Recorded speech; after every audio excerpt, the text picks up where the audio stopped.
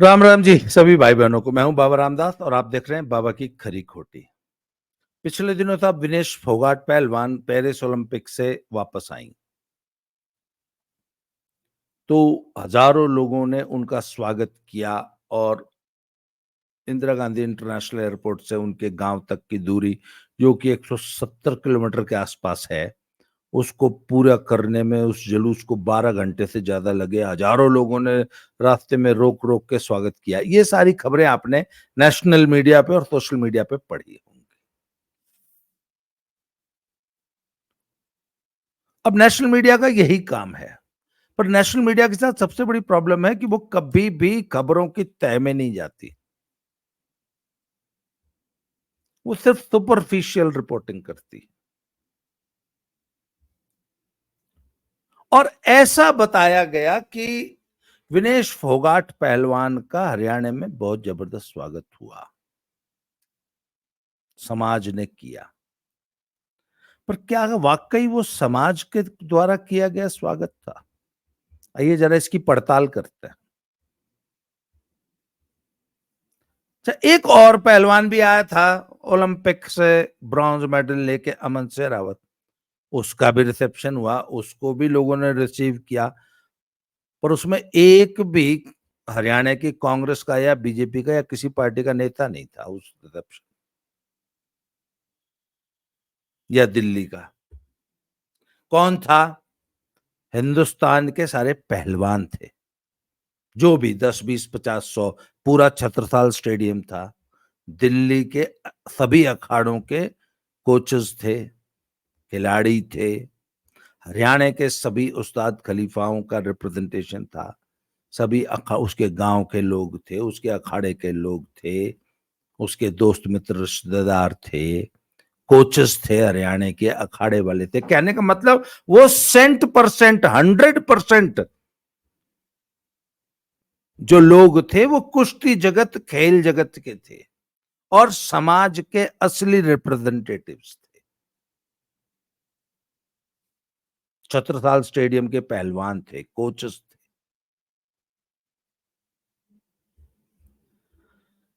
विनेश फोगाट के रिसेप्शन में कौन था? सबसे पहले तो दीपेंद्र हुड्डा था, कांग्रेस के नेता थे। पहलवान कितने थे? कुश्ती जगत से कौन कौन आया था? तो एक तो बजरंग पूनिया और साक्षी मलिक, ये तो इनके गैंग के हैं, धरना जीवी जो गैंग है उसके हैं। और कौन था? एक वो जितेंद्र किन्हा, ऐसे कुछ नाम है, वो त्रिपुड़ी वाला पहलवान था, वो बजरंग का पक्का चेला है, वो था। और एक सतेंद्र मोखरिया, पहलवान एयरफोर्स, वो था। एक था सोमवीर पहलवान, सन ऑफ सुरेश पहलवान, रोहतक। ये 5 पहलवान थे जो कुछ जिनकी रिकॉग्निशन है। बाकी कुश्ती जगत कहां था भाई विनेश के रिसेप्शन में? छत्रसाल स्टेडियम से कोई नहीं आया। ये सत्येंद्र मोखरिया पहले छत्रसाल में था, फिर वो एयरफोर्स की टीम को जो है वापस अटैच कर दिया एयरफोर्स में। तो छत्रसाल स्टेडियम से कौन आया विनेश फोगाट को लेने? कितने पहलवान, कितने कोचेस आए, कितने अभिभावक आए? सिर्फ जब पहलवान आते हैं तो सिर्फ पहलवान कोचेस नहीं होते, पहलवानों के माँ बाप भी आते हैं, अभिभावक भी आते हैं। कितने अभिभावक आए? दिल्ली में इतने अखाड़े हैं, किस अखाड़े का कौन कोच आया बताओ मुझे? हरियाणा से कितने कोचेस आए? अच्छा, वो तमाम लोग जो इनके साथ धरने में शामिल थे, उसमें से कौन शामिल हुआ? मेरे को जरा कमेंट बॉक्स में लिख देना अगर कोई देख रहा हो तो। अशोक ढाका के अखाड़े में जो मीटिंग होया करती थी, उसमें 100 150 कोचेस, उस्ताद खलीफा, पहलवान, अभिभावक इकट्ठे होया करते थे, 200 500। उसमें से कितने विनेश को रिसीव करने पहुंचे थे? सवाल है क्यों नहीं पहुंचे? रोहतक के जितने और सोनीपत के जितने बड़े अखाड़े हैं वो क्यों नहीं आए? रणबीर ढाका को साहब इनके मेंटोर थे, मेंटोर इस पूरे आंदोलन के, बहुत ही सीनियर कोच हैं, one of the most respected coaches. वो विनेश को रिसीव करने क्यों नहीं आए? हाँ, वो अजय मिर्चपुर वाले थे, बाकी रोहतक के जितने अखाड़े हैं क्यों नहीं आए? सोनीपत वाले क्यों नहीं आए? ब्याणी वाले क्यों नहीं आए? जींद वाले क्यों नहीं आए? ये सवाल तो बनता है ना, क्योंकि ये पहलवानों का आयोजन था ही नहीं, ये कांग्रेसियों का रिसेप्शन था। इसलिए कौन आए थे? वो जिन्होंने दीपेंद्र हुड्डा से टिकट लेनी है। बाकायदा दीपेंद्र हुड्डा का मैसेज था कि मैं आ रहा हूं, एक तो वहां एयरपोर्ट पहुंचो, और जिसने टिकट लेनी है या जिसने अपनी राजनीति चमकानी है, जिसने अपनी शक्ल दिखानी थी दीपेंद्र हुड्डा को, सारे रास्ते वो लोग भीड़ जुटा के खड़े थे। ये कांग्रेसियों का कार्यक्रम था, इसलिए कांग्रेसी शामिल हुए। ये पहलवानों का कार्यक्रम नहीं था, इसलिए पहलवान शामिल नहीं हुए। सिंपल सा फॉर्मूला है जी, इसमें कोई इफ एंड बट है ही नहीं। अच्छा, कांग्रेसियों, अच्छा एक बात बताओ, जब आंदोलन हो रहा था तो पहले दिन इन्होंने बोल दिया भाई हम किसी पॉलिटिशियन को अपने मंच पे जगह नहीं देंगे। तो वो शायद सुभाषिनी अली या वृंदा करात या कोई ऐसी कोई वामपंथी और दो चार डफली गैंग जो है, इन्होंने पहली बार जब जंतर मंतर पे धरना हुआ था तो इन्होंने मंच पे आने की कोशिश की थी, तो पहलवानों ने मंच से उतार दिया था कि ना, किसी पॉलिटिशियन को मंच पे जगह नहीं देंगे। याद है? पर जब दोबारा धरना हुआ तो फिर कोई नहीं आया, पहलवान भी नहीं आए जब दोबारा धरना हुआ था अप्रैल में। तो इन्होंने बाकायदा न्योता दे के सभी पॉलिटिशियंस को मंच पे बुला बुला के मंच पे चढ़ाया, माइक दिए, मंच दिया, क्योंकि तब उनको भीड़ जुटानी थी। तो बात यह है कि विनेश फोगाट ने इस रिसेप्शन में पेरिस ओलंपिक की कुश्ती लड़ने के दौरान विनेश फोगाट और उनके गिरोह ने पॉलिटिशियंस को घुसने की जगह दी। मामले को पहली कुश्ती से ही पॉलिटिकल बना दिया गया था। अगर आपको कोई शक हो तो जिस दिन पहली कुश्ती हुई है उस दिन की सारी सोशल मीडिया चेक कर लो, कैसे कैसे मीम्स बन रहे थे। प्रधानमंत्री को पटक दिया, ब्रजभूषण शरण सिंह को पटक दिया, प्रधानमंत्री किस मुंह से फोन करेगा, प्रधानमंत्री कैसे शाबाशी देगा। रंग पुनिया की वो वीडियो याद कर लो। तो भाई मामले को पॉलिटिकल आपने बनाया और आपके रिसेप्शन को कांग्रेस पार्टी का कार्यक्रम आपने बनाया, दीपेंद्र हुड्डा को आपने अलाउ किया, और दीपेंद्र हुड्डा ने कार्यक्रम बनाया कि हम विनेश फोगाट को रिसीव करेंगे। क्योंकि अच्छा एक मिनट, दीपेंद्र हुड्डा अमन को रिसीव करने नहीं गया, मनु भाकर को रिसीव करने नहीं गया, नीरज चोपड़ा को रिसीव करने नहीं गया, हॉकी टीम को रिसीव करने नहीं गया, जब इंडियन कॉन्टिंजेंट वापस आया तब उसको रिसीव करने नहीं गया। सिर्फ विनेश फोगाट को क्यों करने गया? क्योंकि भाई अमन शेरावत कांग्रेस के लिए वोट नहीं मांगेगा दीपेंद्र हुड्डा के लिए, मनु भाकर भी कौन नहीं मांगा, नीरज चोपड़ा भी कौन मांगा, हॉकी टीम भी कौन नहीं मांगे। वोट कौन मांगेंगे? वोट मांगेंगे साक्षी मलिक, विनेश फोगाट और बजरंग पूनिया। अच्छा, महावीर फोगाट का परिवार भी नहीं आया रिसीव करने विनेश फोगाट को। साक्षी मलिक का हस्बैंड वो सत्यव्रत, उसके पिताजी सत्यवान पहलवान, वो भी नहीं आए।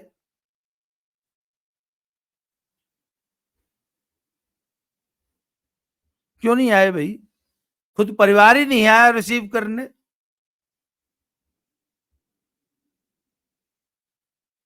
अच्छा, तो कहने का ये मतलब है कि यह एक पॉलिटिकल कार्यक्रम था जिसको दीपेंद्र हुड्डा लीड कर रहे थे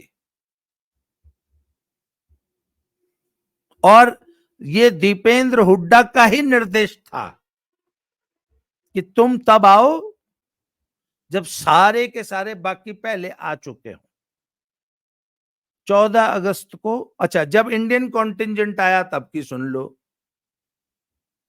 जब इंडियन कॉन्टिंजेंट वापस आया तो उसको किसने रिसीव किया? आईओए के officials, sports authority of India के ऑफिशियल्स, खेल मंत्रालय के ऑफिशियल्स ने इंडियन कॉन्टिंजेंट को ऑफिशियली रिसीव किया, गुलदस्ते दिए, स्वागत किया। वहां से गाड़ियां लगी थी, इनको सीधे मौर्य शेरेटन में लाया गया।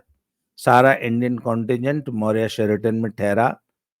वहां से अगले दिन राष्ट्रपति जी के यहाँ भोजन का कार्यक्रम था। महामहिम ने प्रीति भोज दिया, सारे खिलाड़ी वहां गए। फिर उसके अगले दिन 15 अगस्त थी, वहां पे ध्वजारोहण हुआ। उस कार्यक्रम में फ्रंट रो में सारे खिलाड़ी फ्रंट रो में बैठे थे, बाकी सारे वीवीआईपीज पीछे बैठे थे। इसका हालांकि राहुल गांधी ने और उनकी टीम ने इस पे ऑब्जेक्शन भी किया। उन्होंने कहा नहीं जी, खिलाड़ी आगे बैठे थे, सारे वीवीआईपी, सारे नेता पीछे थे। उसके बाद वहां से सब पीएम हाउस आए। वहां पे पीएम के सारे वीडियोस हमने देखी, कैसे उन्होंने एक एक खिलाड़ी से बात की और विनेश की अनुपस्थिति में भी विनेश की तारीफ की। परंतु विनेश ने उन सभी कार्यक्रमों का बहिष्कार किया या उनमें से एब्सेंट रही। किसके कहने पर रही? दीपेंद्र हुड्डा के कहने पर। विनेश ने सरकार के किसी भी कार्यक्रम में, राष्ट्रपति और प्रधानमंत्री तक के कार्यक्रम में हिस्सा नहीं लिया, परंतु दीपेंद्र हुड्डा के कार्यक्रम में हिस्सा लिया। इसी से सारी बात क्लियर हो जाती है। इसलिए कांग्रेसियों ने का रिसेप्शन था, पहलवानों का रिसेप्शन नहीं था। इसके अलावा मैं कल या परसों डीजी साई ने सारे ऑफिशियल्स और सारे कोचेस के साथ एक जूम मीटिंग की। उसमें सारे कोचेस शामिल हुए थे, पूरे कॉन्टिजेंट में जितने भी खिलाड़ियों के कोचेस थे, पर्सनल स्टाफ नहीं। मतलब विनेश का बॉलर अकाउंट नहीं था उसमें, क्योंकि वो पर्सनल स्टाफ है। परंतु कॉन्टिजेंट का जो ऑफिशियल्स, जो हमारा कॉन्टिजेंट था, उसके स्टाफ थे। उसमें बकायदा पूछा गया। हमारे रेसलिंग टीम के 3 कोचेस थे, जगविंदर सिंह जी, वीरेंद्र दहिया एंड मंजीत रानी है शायद, जो विमेंस की कोच थी। बकायदा पूछा गया कि विनेश का वजन क्यों नहीं आया। तो इंडियन कोचेस ने बोल जी, वो Vinesh was not in our consultation या Vinesh was not in touch with us, वो तो उसका पर्सनल स्टाफ बताएगा, हमें कोई मतलब ही नहीं था। क्यों? क्योंकि वो हमसे कोई मतलब ही नहीं रखती थी डे 1 से। तो उन्होंने पूछा, अमन सहरावत का वजन कैसे मैनेज किया आप लोगों ने? और अमन सहरावत का जो वजन मैनेज हुआ है, उसकी कहानी इतनी जबरदस्त, इतनी लोमहर्षक है, आप सुनेंगे तो आप दंग रह जाएंगे। जब आखिरी कुश्ती पहले दिन की, जब सेमीफाइनल हारा है अमन सहरावत, तो उसका वजन था 61.7, 61 किलो 700 ग्राम। ये मैं एकदम ऑफिशियल अकाउंट बता रहा हूं, जो कि डीजी साई की जूम मीटिंग में कोचेस ने एक एक मिनट का पूरा ब्यौरा दिया है। रिपोर्ट है, रिटर्न रिपोर्ट है कि जी 61 किलो 700 ग्राम वजन था, मतलब 4 किलो 700 ग्राम ज्यादा, 57 किलो में लड़ता है। और जैसे ही कुश्ती खत्म हुई, तुरंत पहले मशीन पे ले गए, क्योंकि अब अगला ब्रॉन्ज मेडल कुश्ती आएगी, इसलिए अब अगली लड़ाई है वजन, अगले दिन का वजन। तो जैसे ही कुश्ती खत्म हुई, पहले वजन चेक किया, 4 किलो 700 ग्राम ज्यादा। तो कोचेस ने कहा, पूरी कोचेस की टीम लग गई साथ में, 1.5 घंटा वहीं शाम को मैट पे प्रैक्टिस कराई, पूरी प्रैक्टिस। साथ में 3-4 लड़के और लगे, जो मतलब अगल बगल जो बच्चे प्रैक्टिस कर रहे होते हैं उनमें से किसी को मतलब साथ में लेके पूरी उसकी पूरी टेक्निक प्रैक्टिस पूरे मतलब पूरा एकदम, और लगभग 1.5 किलो वजन वहां कम हो गया। तब तक रात के 9 बज चुके थे। तो फिर कोचेस ने बकायदा एक मीटिंग की जिसमें जगविंदर कोच साहब, वीरेंद्र दैया एंड मंजीत रानी, ये सब सारे कोचेस थे, और ये डिसाइड किया कि हम रात को ही ये वजन का टारगेट पूरा करेंगे। वहां पे रात को 9 बजे जो आईओए की एक छोटी सी पार्टी थी, क्योंकि शायद हॉकी टीम का मेडल आया था, तो 9 बजे अमन को थोड़ा सा रेस्ट दे दिया गया, जबकि वो 1.5 घंटे का एक ट्रेनिंग सेशन लगा चुका था। और सारे कोचेस जो हैं वो आधे घंटे के लिए आईओ के ऑफिशियल कार्यक्रम में, जो कि हॉकी टीम का सेलिब्रेशन था, उसमें गए। वहां उन्होंने हल्का फुल्का कुछ खाना पीना खाया और तुरंत वापस आए। रात को 12 बजे इन्होंने अमन को उठा लिया, और अमन से पहले ही बता दिया गया था कि बेटा रात में ही वजन लाना है। रात को 12 बजे जहां पे ये लोग विलेज में रुके हुए थे उसके बगल में ही जिम है, रात को 12 बजे चले गए। 1 घंटा तक अमन की रनिंग कराई। उसके बाद 5-5 मिनट के सोना बात के उसको सेशंस लिए गए, 5-5 मिनट के 4 सेशन। और इंडियन टीम का जो ऑफिशियल जो फिजियोथेरेपिस्ट था वो भी साथ में था। फिर सारे कोचेस ने मिलके अमन के दे दबाई, रिलैक्स किया। फिर स्किपिंग पे लगा दिया, फिर ट्रेडमिल पे चढ़ा दिया, फिर सोनाबाद पे चढ़ा दिया। हर आधे घंटे बाद अमन का वजन चेक कर रहे थे। और सुबह 4:30 बजे अमन का वजन आ गया 57 किलो 400 ग्राम। फिर एक राउंड रनिंग का, स्प्रिंट्स लगवाई ट्रेडमिल पे उसको। उसके बाद फिर स्किपिंग, फिर सोनाबाद। अंत में सुबह करीब 5 बजे के आसपास वजन आ गया जी 56 किलो 900 ग्राम। तब तक 5 बज चुके थे। 7 बजे वजन था, 7:30 बजे वजन था। तो कोचेस ने ये डिसाइड किया कि अब अमन को अब रात भर जिस लड़के ने ट्रेनिंग की और पानी की एक बूंद भी शरीर में नहीं गई, उसकी आप मेंटल, फिजिकल, साइकोलॉजिकल हालत देख लो क्या होगी। और कोचेस सारी रात जागते रहे। तो कोचेस ने ये डिसाइड किया कि हमारे में से कोई भी अभी सोएगा नहीं जब तक वजन नहीं हो जाता। क्यों? क्योंकि सोने से भी वजन बढ़ता है। कुछ लोग ये जब ये साजिश की जब सारी कॉन्स्पिरेसी थ्योरीज लॉन्च की जा रही थी ना, हाय वजन कैसे बढ़ गया, मोदी ने साजिश कर दी, ब्रजभूषण की साजिश थी। भैया सोने से भी वजन बढ़ता है इफ यू स्लीप। और 56 किलो 900 ग्राम वजन आने के बाद भी लड़के को सोने नहीं देना है। कोचेस उसके साथ 2.5 घंटे तक बात करते रहे, उसको नहलाया, फ्रेश किया, जगाते रहे कि सो न जाए कहीं। ना कोई कोच सोया, ना हमारा छात्र सोया, स्टूडेंट सोया, पहलवान सोया। 7:30 बजे वजन हुआ। वजन पूरा करके फिर कोचेस ने कहा कि बेटा अब तेरी कुश्ती है शाम को, 12 घंटे का तेरे पास टाइम है। अब तू खा पी, पूरी रिकवरी कर, छोटे छोटे बाइट्स लेना, छोटी छोटी डाइट लेना। एक कोच की बकायदा उसमें भी ड्यूटी लगाई कि इसको धीरे धीरे इसका फ्लूइड इनटेक पूरा करो, इसका हल्का हल्का इसको खाना खिलाओ एंड लेट हिम स्लीप। नहाया, थोड़ा थोड़ा खाना शुरू किया, रिकवरी हुई, 5-6-7 घंटे खूब गहरी नींद सोया। इस बीच एक कोच की उसमें भी ड्यूटी थी कि is he sleeping peacefully, sound sleepily. उसने बीच बीच में फिर जब उठ गया तब वजन चेक किया, पूरी रिकवरी हो चुकी थी, 61-62 किलो वजन आ गया था। जो लोग कहते हैं ना वजन कैसे बढ़ गया, 56 किलो 900 ग्राम सुबह 7:30 बजे तोला था, शाम को जब कुश्ती के लिए तैयार हुआ तो 62 किलो वजन था। 12 घंटे में इतनी रिकवरी हो जाती है जब आप खा पी लेते हो, सो कर लेते हो, सो लेते हो, रेस्ट कर लेते हो। फिर कुश्ती लड़ी और ब्रॉन्ज मेडल जीता।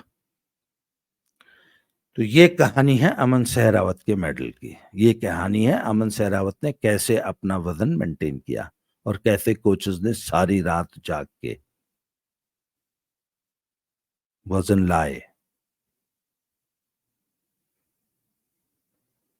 तो साई डीजी ने पूछा कि विनेश का वजन क्यों नहीं आया।